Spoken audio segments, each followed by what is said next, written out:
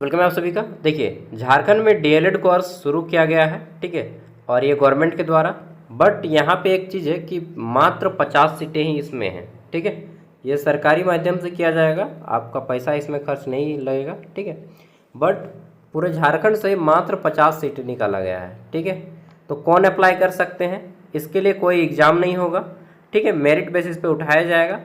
तो किसका सिलेक्शन का चांस बनता है ये भी जानेंगे, पूरा प्रोसेस जानेंगे इस वीडियो में। देखिए, मैं जब भी वीडियो लाता हूँ तो पूरा कंप्लीट बताता हूँ, पूरा, ठीक है, ताकि और आपको कहीं और किसी से पूछने की ज़रूरत ना पड़े। और इसका पीडीएफ भी दे दूँगा, बट ध्यान से देख लीजिए, समझ लीजिए। चलिए, तो देखिए, 3 प्रकार के शिक्षक बनने का कोर्स होता है, 4 प्रकार का। एक होता है एनटीटी, ठीक, एक होता है डीएलएड जो अभी मैं यहाँ पे है, ठीक है, डीएलएड शॉर्ट में लिख देता हूँ। एक होता है बीएड, ठीक, और एक होता है एमएड। और आगे जाना चाहते हैं तो एक होता है पीएचडी भी होता है, वो भी टीचिंग का ही है। लेकिन एनटीटी होता है नर्सरी क्लास के लिए, ठीक है, नर्सरी क्लास में। डीएलएड होता है 1 to 5 के टीचर बनने के लिए। 1 to 5 का अगर आप टीचर बनना चाहते हैं तो उसको डीएलएड करना पड़ता है। जो नर्सरी क्लास का टीचर बनना चाहते हैं, जिसको एनटीटी टीचर बोलते हैं, तो वो एनटीटी का कोर्स करते हैं, ठीक है, nursery teacher training. DElEd diploma in education, ठीक है, 1 to 5 के लिए। BEd bachelor in education 6 to 8 के टीचर के लिए, और 9 to 12 के टीचर के लिए, दोनों के लिए बीएड होता है। और एमएड होता है प्रिंसिपल और हायर एजुकेशन में जाने के लिए। उसी तरह से पीएचडी भी होता है असिस्टेंट प्रोफेसर बनने के लिए, ठीक है। एमएड भी आपका हायर एजुकेशन असिस्टेंट प्रोफेसर वगैरह बनने के लिए काम आता है, और प्रिंसिपल बनने के लिए। तो जनरली अभी हम लोग डीएलएड का बात करते हैं, जो 1 to 5 के टीचर बनने की योग्यता आपको देता है। तो देखिए, टॉप हेडिंग में बोला जा रहा है कि झारखंड सरकार स्कूली शिक्षा एवं साक्षरता विभाग कार्यालय कहाँ पे, तो क्षेत्रीय शिक्षा संयुक्त निदेशक दक्षिण छोटा नागपुर प्रमंडल रांची, ठीक है, इसके द्वारा विज्ञापन निकाला गया है। दक्षिण छोटा नागपुर प्रमंडल, जिसका मुख्यालय रांची में है, ठीक। इसके अंतर्गत 5 जिले आते हैं। तो क्या 5 जिला का आदमी अप्लाई करेगा या 24 जिला का, ये भी एक सवाल है। चलिए पढ़ते जाते हैं, सारा कन्फ्यूजन दूर हो जाएगा, ठीक है। तो रांची, ये जो है उत्तरी छोटा नागपुर, दक्षिणी छोटा नागपुर प्रमंडल रांची के अंतर्गत जिला शिक्षा एवं प्रशिक्षण संस्थान डायट रातू रांची, कहाँ पे ये ट्रेनिंग जो आपका होगा डायट रातू रांची में होगा, ठीक है। में प्रारंभिक शिक्षा में डिप्लोमा कोर्स, प्रारंभिक शिक्षा में डिप्लोमा कोर्स, डिप्लोमा आपको करना होगा, ठीक है, एजुकेशन में।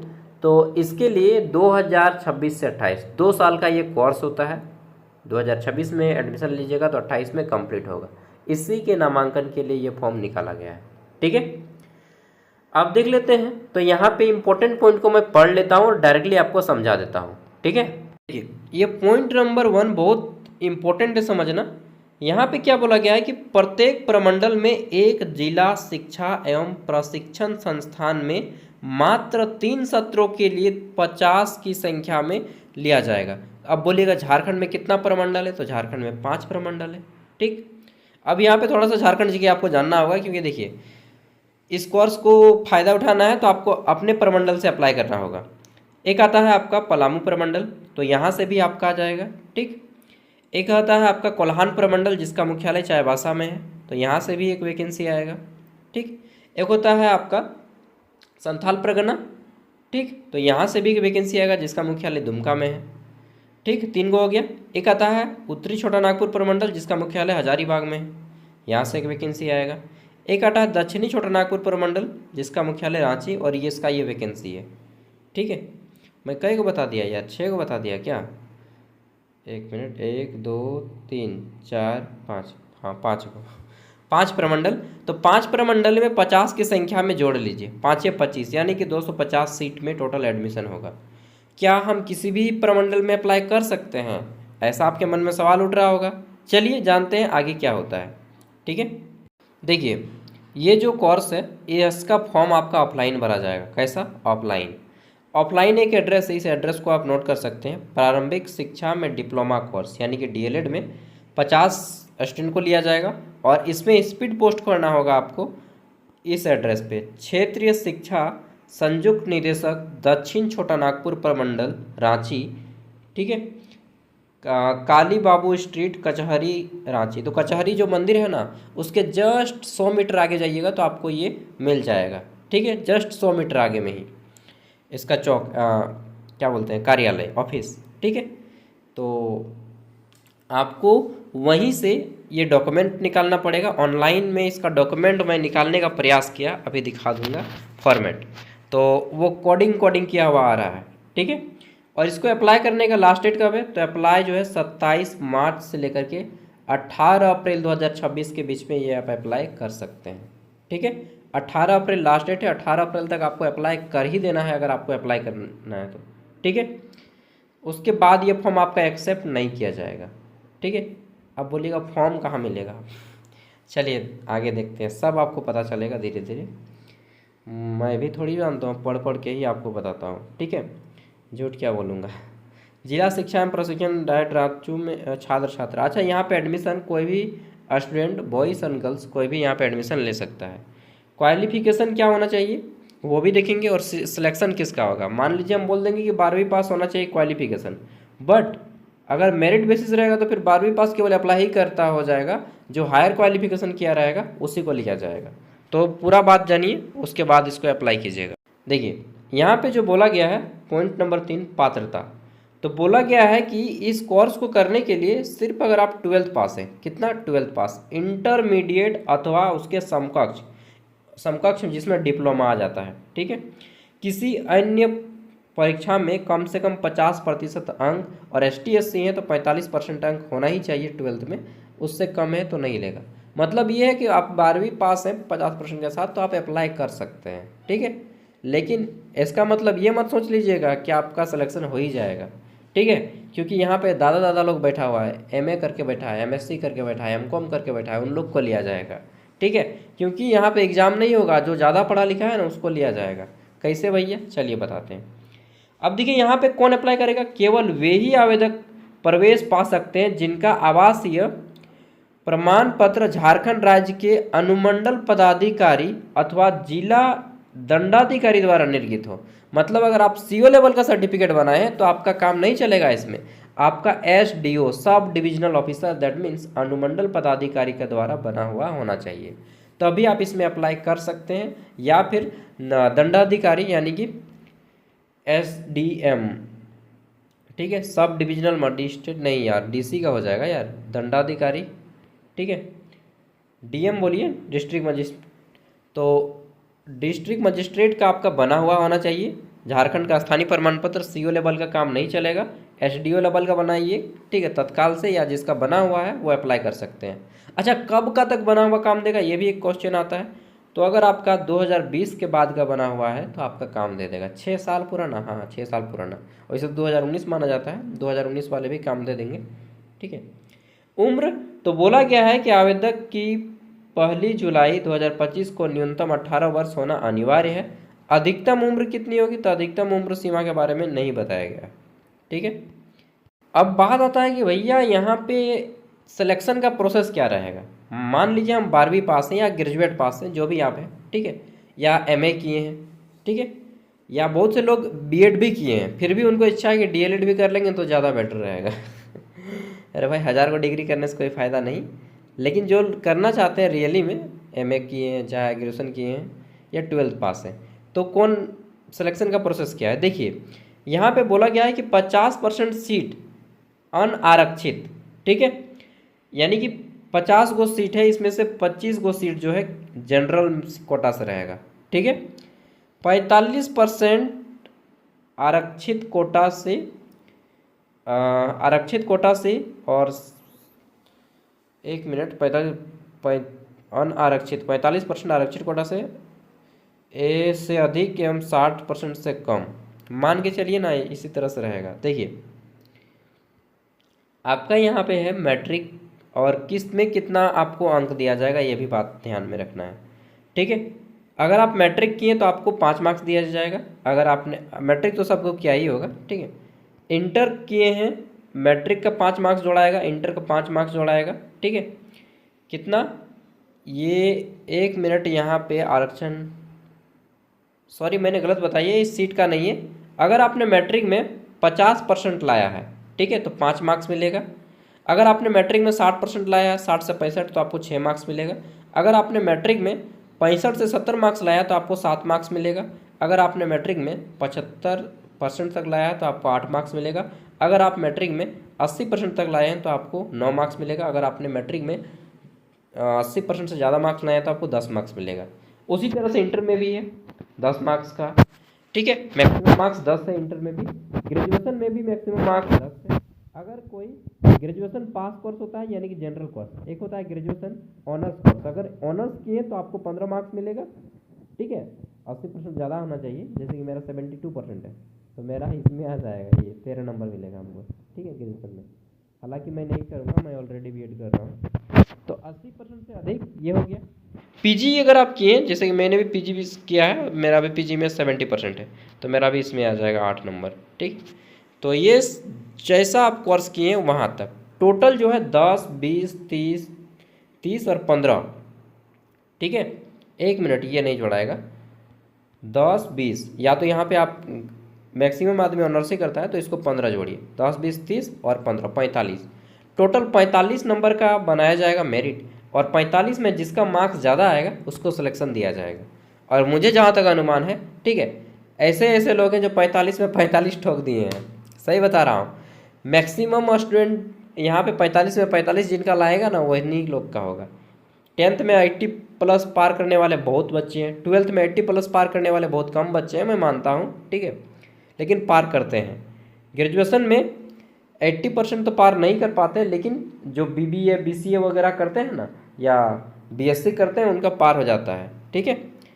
तो उसी तरह से 15 मार्क्स में 15 मार्क्स लेते आएगा। और पीजी में भी बहुत सारा स्टूडेंट को हमने देखा है 90+ लाया। मेरा एक खुद दोस्त एमसीए किया है, ठीक है, 93% है यार।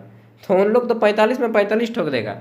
तो यहाँ पे अगर आप सिंपल, मैं बता रहा हूँ, अगर आपका 75% से ज़्यादा है, ठीक है, 75% से ज़्यादा है सब में, तो आप अप्लाई कीजिए। 75% से कम है सब में, अच्छा 70% लास्ट, 70% से ज़्यादा है सब में। अगर आपने पीजी भी किया है तभी अप्लाई करें। अगर आप सिर्फ ग्रेजुएशन भी किए हैं ना तो अप्लाई मत कीजिए, क्योंकि बहुत ज़्यादा बच्चा अप्लाई करेगा और आपका नहीं होगा।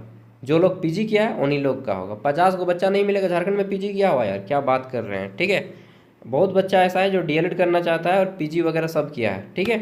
तो सिंपल ग्रेजुएशन किए हैं, 70% से कम है तो मत कीजिए अप्लाई, ठीक है। हालांकि 12th पास वाले भी अप्लाई कर सकते हैं, लेकिन केवल फालतू का पैसा बर्बादी होगा, समझ रहे हैं ना। और डीएलएड अगर आप प्राइवेट से करना चाहते हैं तो आपका लगभग 1.5 लाख रुपया खर्चा होगा प्राइवेट से, और यहाँ पे फ्री में होगा, ठीक है। हॉस्टल नहीं दिया जाएगा, केवल पढ़ाई होगा और कोर्स दिया जाएगा, सर्टिफिकेट दिया जाएगा, ठीक है।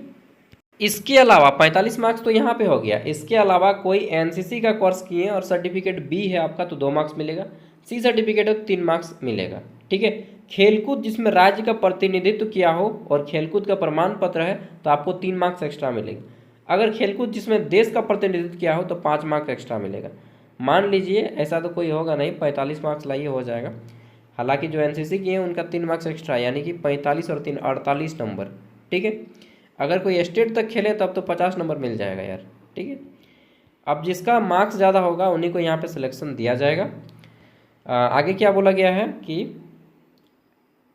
हाँ, कुल मेघान कुल मेघाक समान रहने पर मान लीजिए 2 आदमी का 45 मार्क्स आया, तो जिनका शैक्षणिक योग्यताधारियों को नामांकन में प्राथमिकता दी जाएगी। तो जो मान लीजिए दोनों आदमी पीजी किया है, ठीक है, और दोनों का 45 मार्क्स है, तब कैसे लिया जाएगा, तब जिनका एज ज़्यादा रहता है उनको लिया जाता है, ठीक है। तो उम्मीदवार की जन्मतिथि जिनका एज ज़्यादा रहेगा उनको लिया जाएगा। ऐसी वरीयता रहती है। मान लीजिए 2 कैंडिडेट का मार्क्स समान है, दोनों सेम पढ़ा हुआ है, मान लीजिए दोनों एमए किया हुआ है, चाहे दोनों एमएससी किया है, या कोई एमए कोई एमएससी किया है, ठीक है, तो फिर जिनका एज ज़्यादा होगा उसमें लिया जाएगा, ठीक है। आगे देख लेते हैं। तो यहाँ पे बोला गया है कि आपका भाषा, तो डायट रातु ये जो है डीएलएड में सीटों का नामांकन भाषा किनका किनका यहाँ पे कौन कौन देख लीजिए। जो भाषा वाले ऑनर्स की भाषा वाले हैं, भाषा वाले टीचर बनना चाहते हैं उनके लिए 30% सीटें हैं। अंग्रेजी अगर आप बनना चाहते हैं टीचर तो 10% सीट है। 10% मतलब 5 गो, 30% मतलब 15 गो, ठीक है। क्षेत्रीय भाषा का अगर आप टीचर बनना चाहते हैं, झारखंड में बहुत सारा क्षेत्रीय भाषा है, तो उसके लिए 10% टीचर बनेंगे, यानी कि 5 गो टीचर बनेगा। भौतिक गणित मतलब गणित के अगर आप टीचर बनना चाहते हैं या विज्ञान के, तो आपके 15% मतलब कि 7 गो टीचर बनेगा, ठीक है। 7 गो और 8 गो। सामाजिक विज्ञान का 20% टीचर बनेगा, ठीक है। इस तरह से यहाँ पे बांटा गया है। आगे देख लेते हैं, तो यहाँ पे कुछ और बोला गया है कि कुछ सीटें जो है आरक्षित की जाएंगी। जैसे कोई अंधा बच्चा है तो एक सीट उनके लिए रिजर्व है, अंधा बच्चा के लिए, ठीक है। बहरा बच्चे के लिए एक सीट रिजर्व है। जो चलने में दिक्कत होता है उनके लिए एक सीट रिजर्व है, ठीक है। जो मेंटल रूप से डिजॉर्डर्ड है उनके लिए एक सीट रिजर्व है। ये सीट रिजर्व है डीएलएड का, ठीक है। जो मल्टीपल जिनका रहता है, मल्टीपल और डिसेबिलिटीज़, उनके लिए एक सीट यहाँ पे रिजर्व है, ठीक है।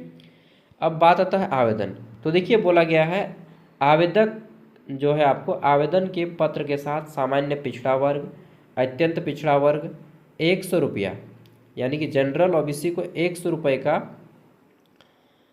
तथा एसटी एससी को 30 रुपये का, ठीक है। अनुसूचित जाति और अनुसूचित जनजाति 30 रुपये की राशि डिमांड ड्राफ्ट बनाना होगा आपको, ठीक है।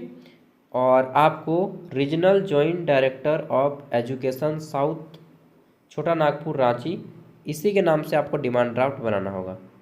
ये डिमांड ड्राफ्ट में नाम पूछा जाएगा ना, तो ये नाम दे दीजिएगा, ठीक है। Regional joint director of education south छोटा नागपुर, ठीक है, डिवीजन रांची के नाम से है, आपको जो है डिमांड ड्राफ्ट बनाना होगा। बैंक ऑफ इंडिया विकास भवन शाखा रांची में भुगतान हो कि मूल प्रति अपने आवेदन के साथ संलग्न करना अनिवार्य होगा, ठीक है। तो ये बोला गया है।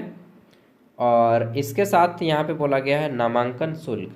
तो यहाँ पे देखिए नामांकन शुल्क बहुत नॉर्मल लिया जाएगा। चयनित आवेदक जिनका भी सिलेक्शन किया जाएगा, चयनित आवेदकों से सरकार द्वारा निर्धारित नामांकन शुल्क समय संबंधित प्रशिक्षण संस्थान में लिए जाएंगे।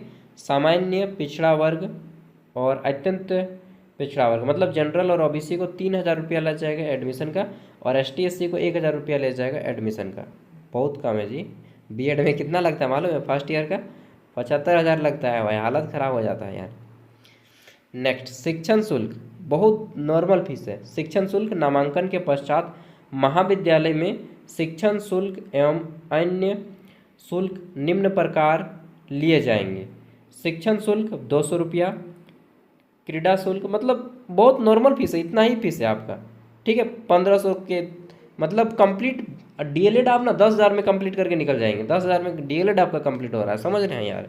ऊपर से स्कॉलरशिप मिल जाएगा 15,000 20,000 का, ठीक है। अब आता है आवेदन कैसे करें। तो आवेदकों को निर्धारित समय सीमा के अंतर्गत नामांकन हेतु दैनिक समाचार पत्र में प्रकाशित की गई विज्ञापन के आलोक में कार्यालय के पत्राचार का पता इस एड्रेस पे जो है आपको क्या करना होगा, स्पीड पोस्ट करना होगा 18 अप्रैल से पहले। 18 अप्रैल तक आपका पहुंच जाना चाहिए, मतलब 16 अप्रैल को ही आपको कर देना होगा, ठीक है। स्पीड पोस्ट करना होगा। और इसमें क्या क्या देना होगा आपको डॉक्यूमेंट्स के साथ, अंक पत्र की छाया प्रति, आपका 10th 12th ग्रेजुएशन जहाँ तक आप पढ़ाई किए, मार्कशीट दे दीजिएगा और सर्टिफिकेट दे दीजिएगा, अपना फ़ोटो दीजिएगा, ठीक है। और सबके नीचे में साइन कर दीजिएगा, जो जो जेरोक्स दीजिएगा सबके जेरोक्स के नीचे में साइन कर दीजिएगा अपना, ठीक है। नेक्स्ट, आगे क्या बोला गया है यहाँ पे कि आवेदन भरने की अंतिम तिथि 18 अप्रैल 5 बजे तक है। पत्राचार का पता क्षेत्रीय शिक्षा संयुक्त निदेशक कचहरी पिन कोड पर निम्बंधित डाक मतलब कि स्पीड पोस्ट करना होगा के माध्यम से ये आवेदन स्वीकार किए जाएंगे। निर्धारित तिथि के पश्चात प्राप्त आवेदन अस्वीकार कर दिए जाएंगे। आपका हाथों हाथ जो है ना डॉक्यूमेंट नहीं लिया जाएगा। आप बोलिएगा कि हम डायरेक्ट कचहरी में ऑफिस में जाएंगे और डायरेक्ट जमा कर देंगे, तो नहीं, ऐसा नहीं होगा दोस्त, ठीक है। आपको स्पीड पोस्ट ही करना होगा।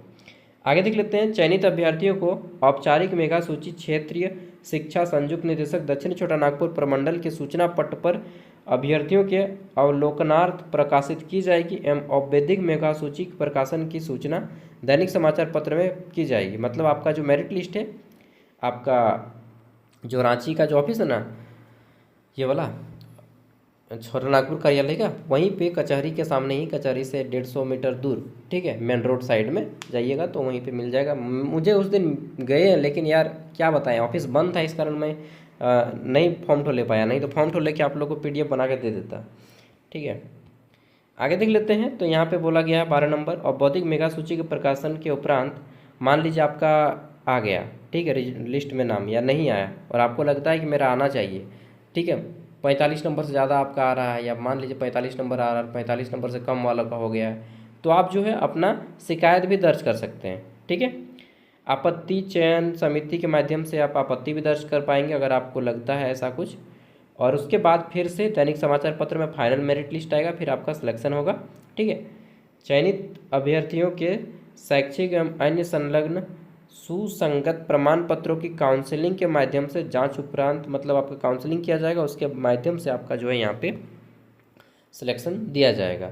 ठीक है, अब बात आता है यहाँ पे 15 नंबर में, देखिए, आवेदन पत्र का प्रारूप सूचना एवं जनसंपर्क विभाग झारखंड के वेबसाइट से डाउनलोड किया जा सकेगा। अरे भाई मैं डाउनलोड करके देखा यार क्या आ रहा है, दिखा दें आपको। देखिए ये चीज़ आ रहा है, ये चीज़ कोडिंग जो किया है ना उन लोग, कोडिंग वाला लिखा के आ रहा है। ठीक है, देखिए कोडिंग वाला सब लिखा के आ रहा है 2026 और क्या क्या, इसी तरह से कोडिंग जो क्या वो कोडिंग सब यहाँ पे लिखा के आ रहा है। ठीक है, तो बात ये है कि इन लोगों ने अच्छे से वेबसाइट पे अपलोड नहीं किया है। अगर आपको फॉर्म भरना है तो आपको किसी तरह से ऑफिस से कांटेक्ट करके आपको फॉर्म मंगवाना होगा, ऑफिस में ही इनका मिलेगा फॉर्म आपको।